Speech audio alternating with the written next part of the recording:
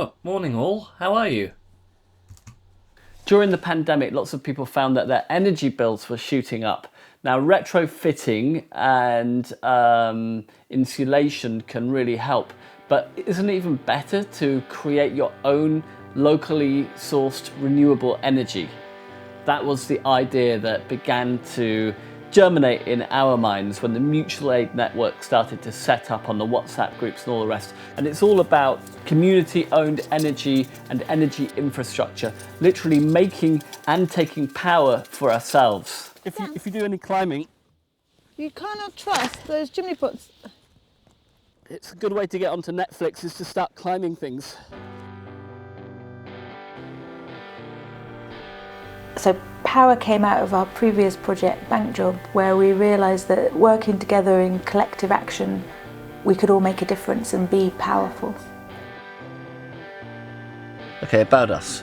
My background is a filmmaker, artist and activist. So what kind of qualifications have you got to be doing this then? Fuck you. We used to run our own artist bank up the road. We sold banknotes and bought up and then blew up 1.2 million of high interest debt. Power has basically come out of what we've learned about the relationship between the debt-based financial system and how that's leading to climate catastrophe. So through Bank Job and all of the people we met and everything that we learned through that, we kind of realised that the financial and ecological crises are intertwined, and that our next project had to kind of tackle that more directly. So that's how we came to begin to set up a power station and literally create power.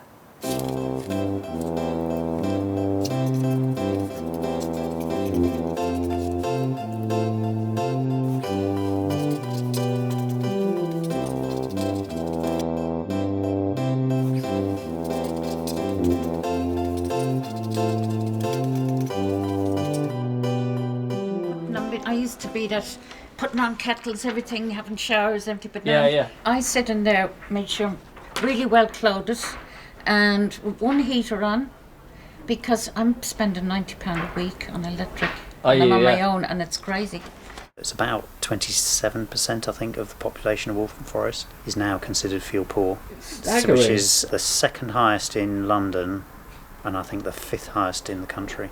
The main reason why people are fuel poor in Waltham Forest is because the vast majority of the housing is old Victorian properties, and then combined with that, people's income levels, despite the gentrification of Waltham Forest, that's fairly surface level. You know, we're getting all these smart coffee shops, but actually the majority of the population is still living on relatively low incomes. If we had continued installing solar at the rate we did in 2011, the UK would be a net exporter of energy by 2021 and been completely carbon neutral already.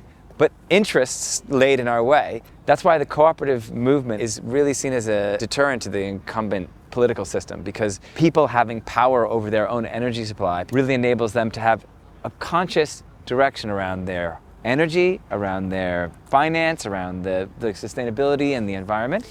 And we had this idea that we'll act like the government, you know, create our own stimulus, our own Green New Deal. The reality is if the government was to get every home in this country, turn it into a power station, then the cost of that would be paid for by the sun itself within about a 10-year period. So it's just absurd that that's not happening. So why don't we make it happen? Right. So we're off to deliver some power posters to anyone that we can find. Coming? We have declared a climate emergency on our street, and we're turning the whole thing into a power station. There's like a whole street approach, like the first street to crack it.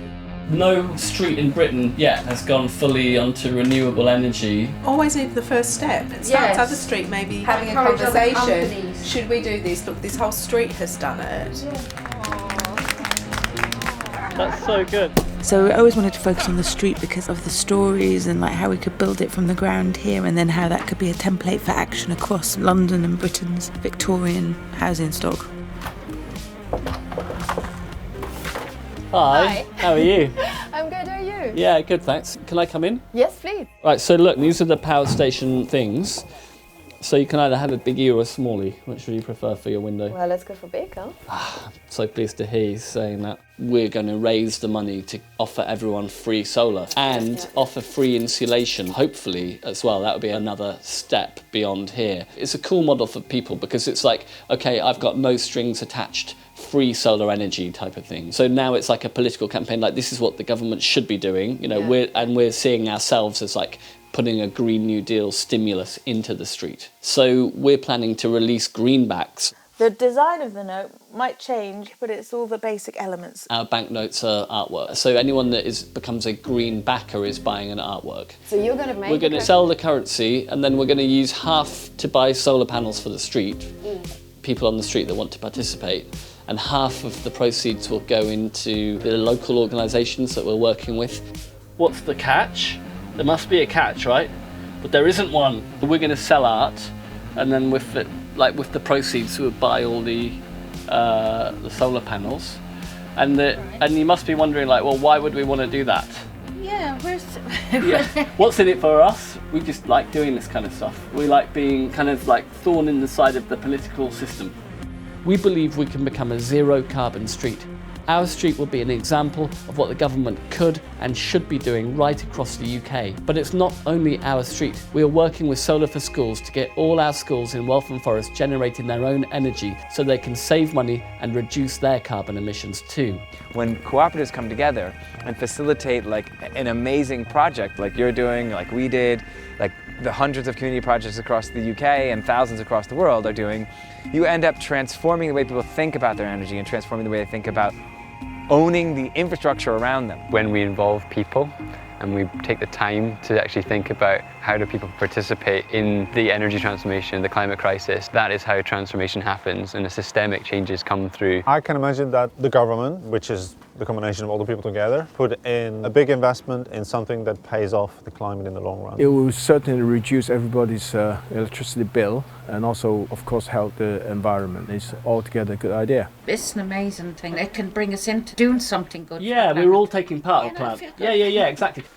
With the cost of energy going up and up and up, saving 40 or even 80% if you're also insulating on the bills is like a big deal for people, isn't it? So that was really interesting.